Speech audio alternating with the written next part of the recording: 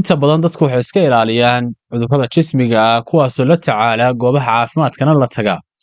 laakiin waxaa jira cudurro khatar ah oo runtii aad u khatar badan oo la doonayo qofku inuu iska daaweeyo naftiisana uu ka ilaaliyo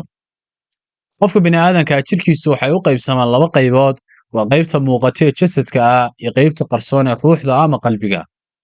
qalbiga waxaa ku dhaca xanuuno runtii aad u khatar badan oo qofka bini'aadanka fasahaadinaya diintiisa akhlaaqdiisa hadduu isku eegto ama uu caado ka dhigto cudurka koowaad ee khatarta ah waa shirkiga ama inuu qofka caqiidadu ay ka xumaato oo uu aamino cid ilaahay kayrkiisa inay wax tari karto waxna yeeli karto waxaad ogsoonaataa in ilaahay subxaanahu watacaala keliya uu ku abuuray keligii ku arsaaqayo isaga keliya uu mudan yahay laga cabsado keligii la tala saarto waxa ka soo haray oo dhan ay makhluuqiisa yihiin qodobka labaad ee qofka bini'aadanka ku dhici karo cudurrada qalbiga ka mida waa kibirka iyo isla weynida waxaad ogsoon tihiin shaydaanku waxyaalaha uu ku mutaystay in rajiim laga dhigo oo ilaahay raxmadiisa laga fogeeyo waxaa ka mid ahaa inuu kibray markii malaa'igta isaga la yidhi sujuuda ibliis oo keliya ayaa diiday oo isla weynaaday sidoo kale cudurka saddexaad ee qofka bini'aadanka ku dhici kara waa xasadka inuu qofku tamaniyo qofka walaalkiisa nicmada ilaahay siiyey inay ka suusho waana runtii arrin aad u khatar ah waana mid ka mid a sifaadka ibliis uu ku sifoobay oo keensaday in isagana rajiim laga dhigo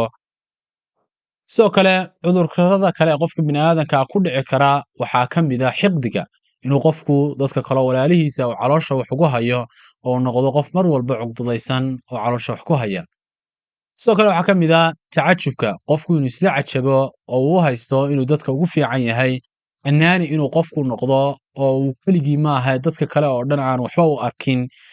sumcadoon inaad noqotid riyaa iyo istustus qofku markasta inuu raadiyo in sheegan uu sumcad iyo ammaan ku helo nifaaq oo ah qofku inuu munaafiq noqdo qof mujaamalo badan oo been miirana oo waxaweye dibindaabyo miirana oo isku duna bishaaro waxaa loogu bishaaraynayaa dhammaan bulshooyinta soomaaliyeed ee daafaha caalamka joogta in markaska alhidaaya islamic center uu diiwaan gelin doono arday cusub markaskan ayaa waxa uu bixiyaa duruus ay ka mid tahay aasaaska diinta islaamka sida higaada qur'aanka oo hab tajwiida loo barayo caqiidada barashada farteena soomaaliga iyo dhaqanka iyo in weliba salaada laga saxo iyo waxyaalaha caqiidada ku tacalluqa haddaba haddii aad u baahan tahay waxaad nagala soo xiriiri kartaa lambarkan aan kuu sheegayo